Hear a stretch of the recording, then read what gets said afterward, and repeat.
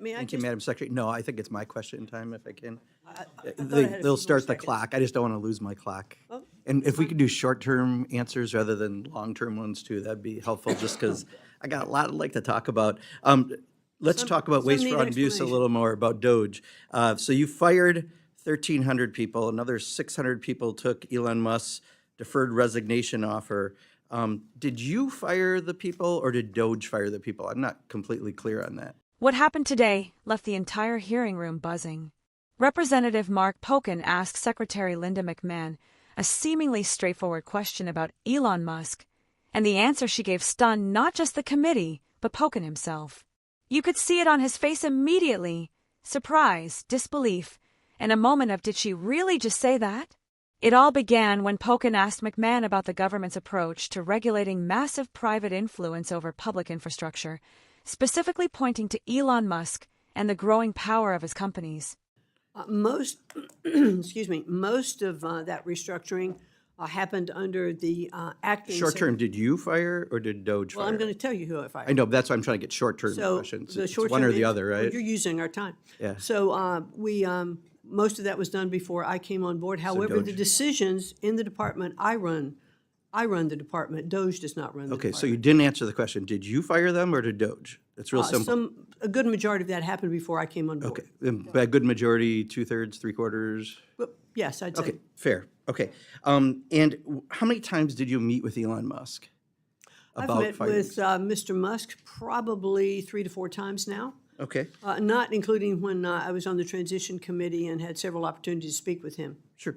And then if I understand it right, on your Department of Education employee roster, you have right now at least is about 16 Doge employees, is that correct right now, working with you? I can get back to you to the exact number. I don't think it's that high, but we Okay. do have, they are employees. Those that we have are employees of the federal And government. when you did their background checks to see how they're qualified about education, how many had undergraduate degrees and how many had graduate degrees in I education? can get back to you on that.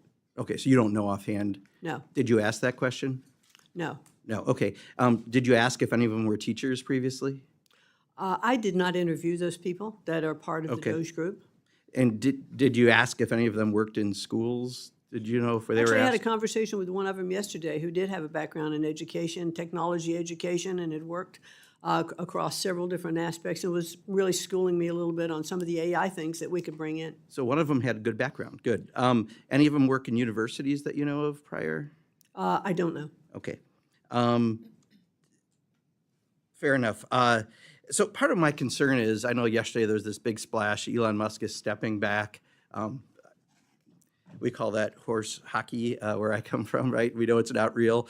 He's in the back closet. I understand you guys don't want his, front and center, but he's still in the room.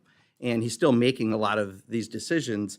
And that's the real problem that I have is, you've got a bunch of folks that he brought in that you've admitted you didn't hire, you don't know their backgrounds, if they have anything in education, yet they're helping you fire half of your employees right now. And I'm really concerned about that. Do you know if any of them have requested or gained access to any sensitive data held by the department, including student loan borrower data? Pocan framed it clearly, with Musk shaping transportation policy, space operations, communications networks, and even federal contracts. Did McMahon believe Musk held too much power? Did she think his influence needed oversight? McMahon responded with a polished, almost rehearsed line about innovation, private enterprise, and the importance of letting visionary thinkers operate without burdensome government interference. Pocan nodded politely, but then he pushed harder, asking whether Musk's dominance over critical systems created national vulnerabilities, economic, technological, and even political. Well, as government employees now, they have been vetted through the same process than any other government employee would. And so what access would be granted to other government employees they Okay, have. that's fine. And then, do you know the number of people that you've had to reinstate of those fired?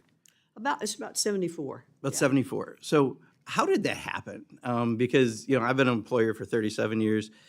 The dumbest thing I could possibly do is fire someone just to rehire them, right? Because you've given them no job security. It's like beyond stupid, right? Not saying that because you didn't do it. Clearly, it sounds like this is from Elon Musk. But how did that happen, that people got fired and no one thought of you might need them?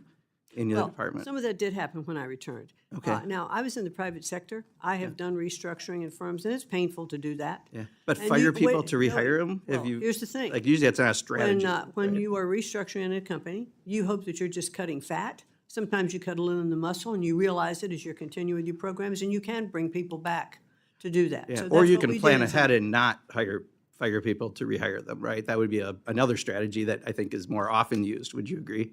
Well, I'm saying that I have been on both sides of that coin, and I found them both to be effective.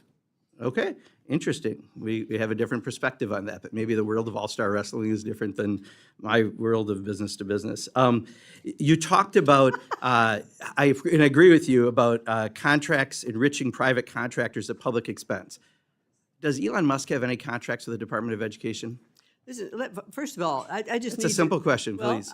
not This that I is know my of. time. I have 38 seconds, please, Well, Madam I don't know Secretary. if he does or not. You don't know if Elon Musk has any contracts in your department, and you've met with him multiple times? Elon Musk doesn't have contracts in my department. So Department of Education, there are no contracts with any Elon Musk company. That's what I'm asking. Not to my knowledge. Okay. All right. You want to check a blue card real quick, or are you pretty sure of that? I said not to my knowledge. Okay. If I find out differently, I'll be happy to get back to you. All right. And just in the last few seconds I have, just real quick on private schools getting public dollars, just so you know, something like 3/4 of the students that wind up going into those schools already attend those schools, and they're getting tax money. So if we get rid of the Department of Education, should we put the private voucher program under Ways and Means, because it's really more of a tax benefit than an education benefit? Well, I'm happy to get back to you on that as to how we restructure the Department of Education going forward and how those programs are handled. Great. Appreciate it. Thank you, Madam Secretary. You're welcome. The government had no plan, no safeguards, and no concern about the unprecedented influence Musk wields. By the end of the exchange, Pocan looked stunned, McMahon looked unmoved, and the audience looked shaken by what they'd just heard. This wasn't a casual disagreement. It was a window into a growing crisis. One man holds more structural power than any private citizen in American history, and the government's response is a shrug. And today, Mark Pocan made sure the entire country saw that clearly.